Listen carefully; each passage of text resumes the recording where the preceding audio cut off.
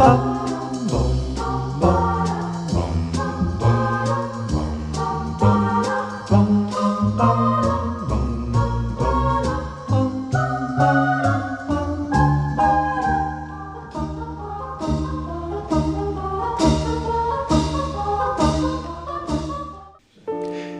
questa puntata vi raccontiamo la collezione d'arte del Comune di Muggia. Lo facciamo assieme a Massimo Premuda, curatore del Museo Carà e storico dell'arte. Intanto Massimo, com'è nata questa collezione? Allora, la collezione del Comune di Muggia è una collezione di quasi 150 opere e nasce principalmente con questo ciclo di mostre internazionali del bianco e nero pensate dal sindaco Giordano Pacco. Dunque nel 1954 Trieste e Muggia appunto vengono ricongiunte all'Italia e il sindaco Pacco è questo cosiddetto sindaco della ripartenza. Tra le varie iniziative di carattere sociale, economico, eccetera, anche fa ripartire la cultura e dunque comincia questo ciclo di queste mostre internazionali del bianco e nero, realizzate presso la palestra comunale, che poi appunto fu dedicata a lui ed è oggi appunto la nostra palestra Pacco. Palestra che, la ricordiamo, fra l'altro era il luogo utilizzato per le vaccinazioni contro il coronavirus a Muggia, tanto anche per situarlo. Qui invece ci troviamo all'interno del Comune di Muggia, siamo, come si potrebbe dire, davanti all'ufficio del sindaco. Sì. Esatto, questa collezione, abbiamo detto, sono quasi 150 opere e sono spalmate, sono esposte in 4 edifici diversi del Comune di Muggia. Dunque il corpus più importante è quello in cui ci troviamo immersi in questo momento, è la cosiddetta Pinacoteca del Sindaco. Qui in primo piano del Palazzo Comunale, dunque siamo in Piazza Marconi 1, abbiamo il grosso della collezione, ma la collezione si snoda in verità anche in altri edifici, dunque in Palazzo Millo, dove da sempre c'è l'ufficio storico appunto del nostro servizio, del servizio cultura, e anche appunto nella nuova biblioteca Guglia, nei giardini Europa e infine anche nella nostra casa di riposo, che gode anche di una bellissima cappella che è appunto adornata con dei pezzi importanti.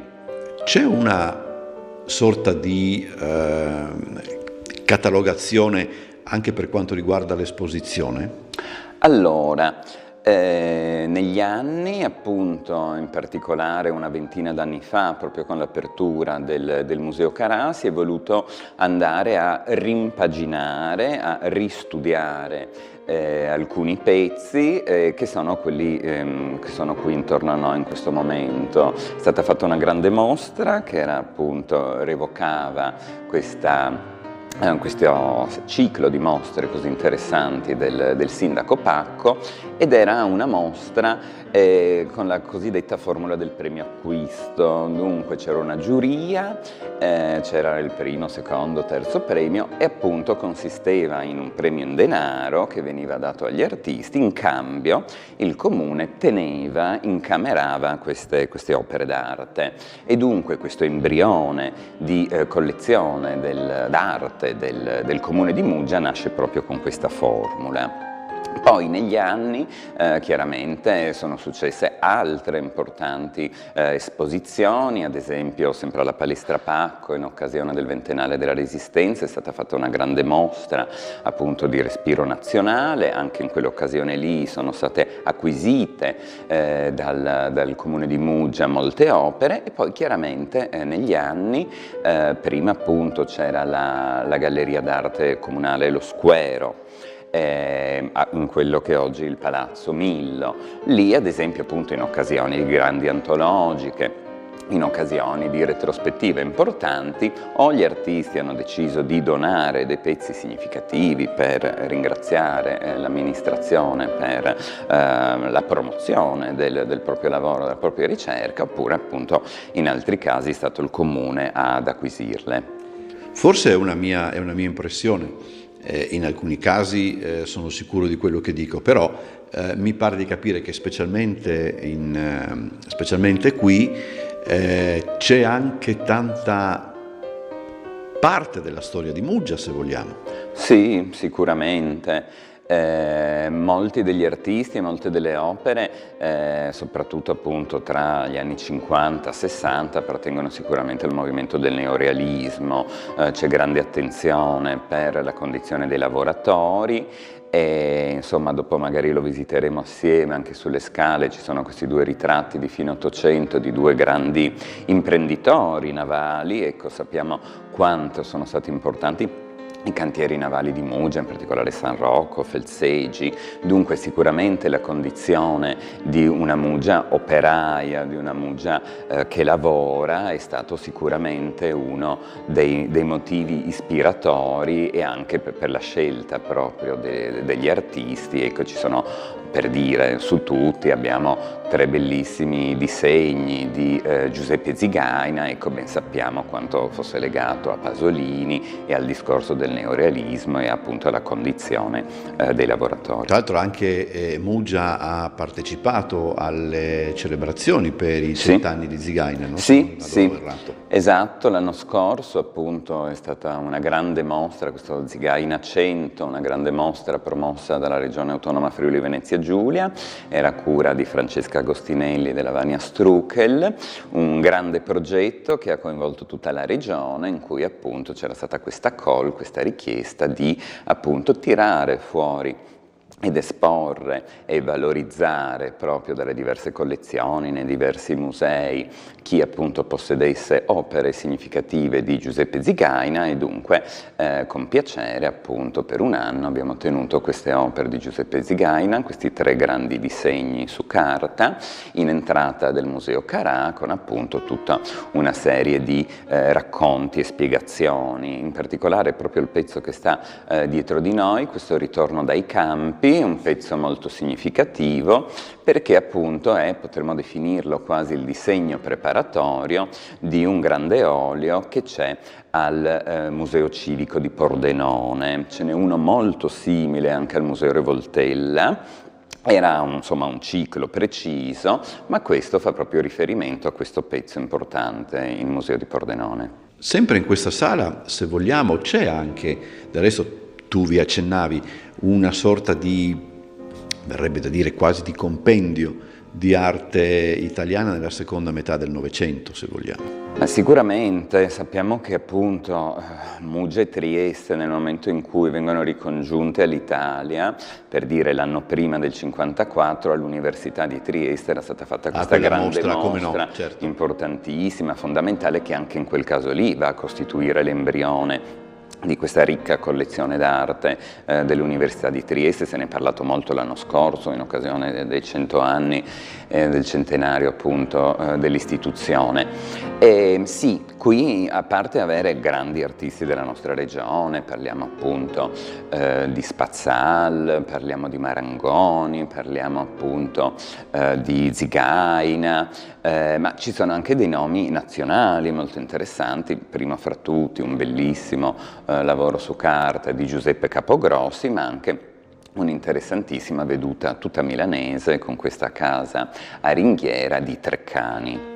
C'è un dipinto che racconta insomma una festa dell'unità, se non mi sbaglio è di Sergio Altieri, potrebbe essere tra l'altro anche interessante per raccontare anche alle giovani generazioni che cos'era una festa dell'unità, visto che ormai appunto non si tengono più.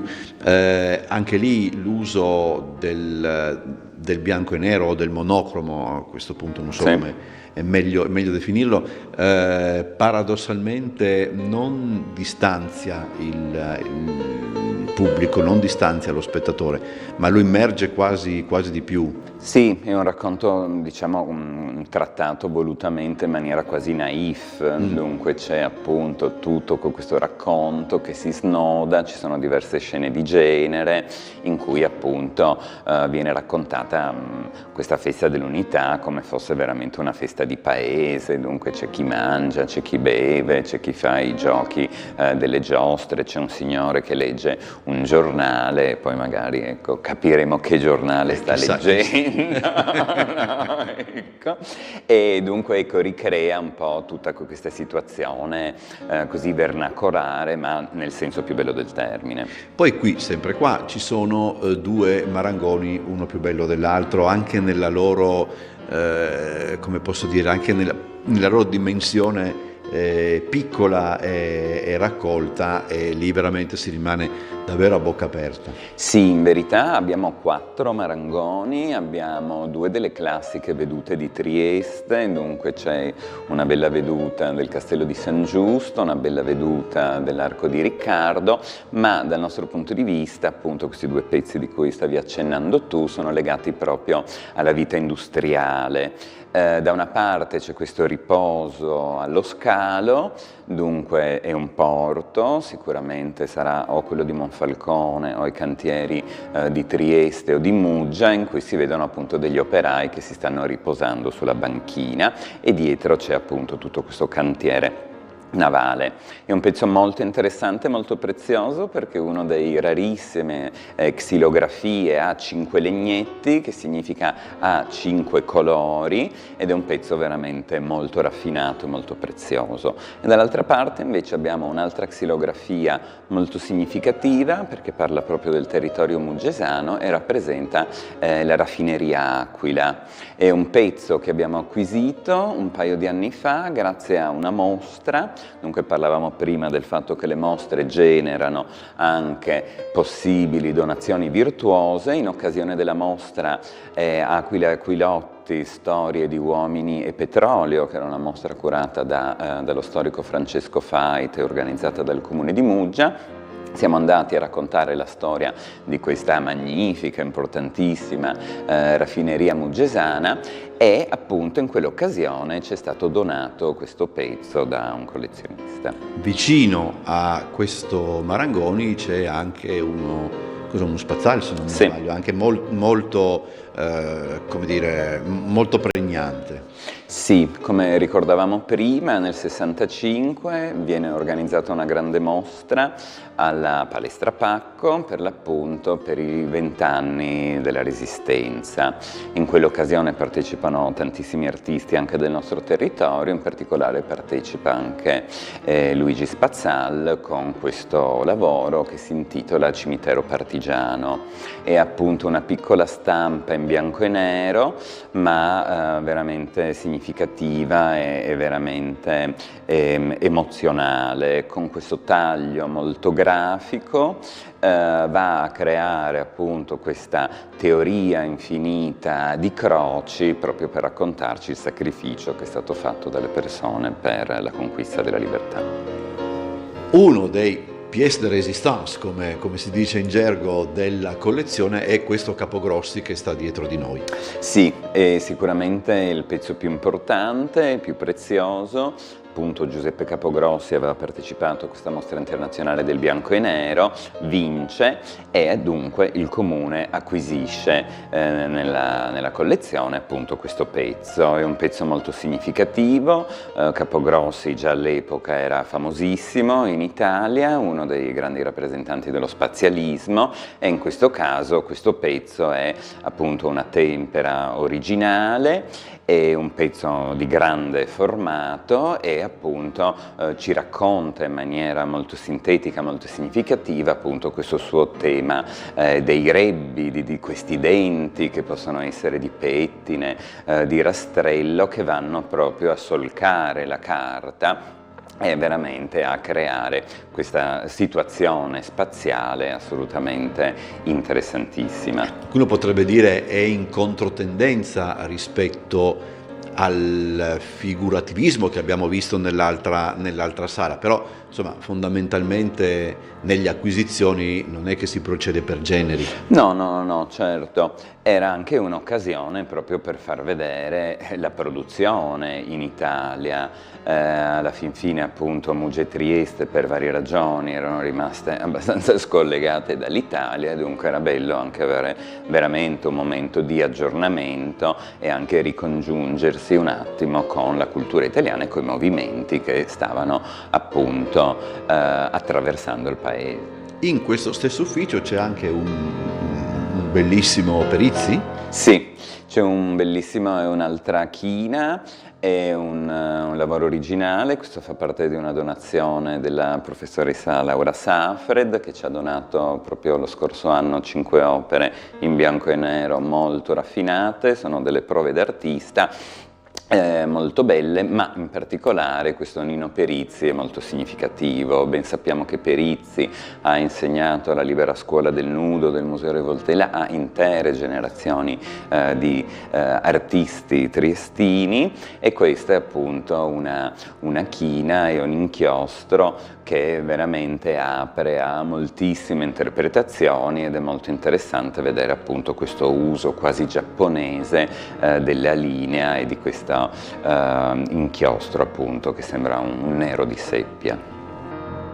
C'è un'altra chicca sulla quale vale la pena di soffermarsi per un po', ed è un quadro presente in Consiglio Comunale, proprio nella sala del Consiglio Comunale, ed è una veduta antica di Muggia. Sì, sì, esatto. Proprio qui nella sala del Consiglio appunto abbiamo una veduta di Muggia. Questo alle nostre spalle in verità appunto è una copia degli anni 70, ma appunto in terzo piano abbiamo l'originale. E si vede appunto una piazza Marconi che non conosciamo, appunto c'è la facciata del Duomo, molto riconoscibile, del 3400, ma appunto sulla sinistra vediamo un palazzo che non conosciamo. In verità quello era il vecchio palazzo municipale con questa lunga scala laterale che appunto conduceva al primo piano. Poi appunto ha subito dei disastri, il palazzo è andato bruciato, distrutto, e appunto si è conservata solo una piccola parte, che è proprio questa sala dentro cui appunto stiamo parlando adesso. Sembrano un po' strane le figure, no? Sembrano quasi aggiunte successivamente. Sì, le figure volutamente riprendono appunto il tipico costume muggesano, le donne in particolare hanno questo costume che appunto in certe occasioni anche qui in piazza, ecco, ci sono delle rivocazioni storiche in cui appunto possiamo vedere le donne con questo abito tradizionale che riprende appunto tutta questa tradizione istroveneta, ma più istriana, diciamo, appunto di abbigliamento femminile. Per concludere, Massimo, ne abbiamo solo accennato, ma giova tornare. C'è tutto un lavoro anche, no, che viene fatto di catalogazione e di archivio di questo che è veramente un patrimonio. Sì, abbiamo parlato appunto di questa mostra di una ventina d'anni fa, di cui appunto questo catalogo è il risultato. In quell'occasione lì era stata riorganizzata la pinacoteca del sindaco, ma appunto negli ultimi anni abbiamo voluto fare di più. 2 anni fa abbiamo fatto una profonda mappatura di tutte le opere d'arte presenti appunto di proprietà del comune di Muggia.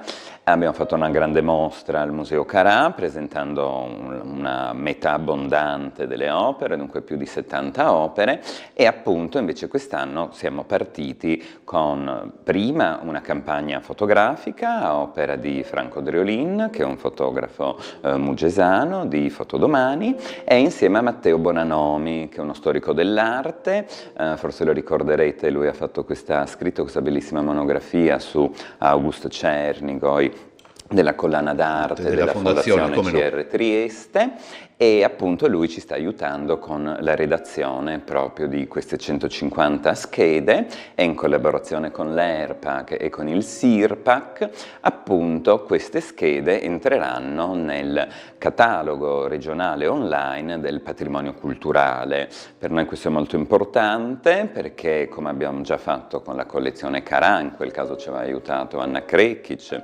storica dell'arte, oggi appunto conservatrice del Castello di San Giusto e della Risiera di San Sabba, mettere online il nostro patrimonio è assolutamente fondamentale, e appunto ad esempio anche la partecipazione. Abbiamo parlato prima di questa grande mostra a livello regionale sui 100 anni di Zigaina, ecco, è stato possibile grazie appunto a un lavoro di relazioni, ma appunto sempre di più il patrimonio deve essere fruibile, deve essere conosciuto dal pubblico.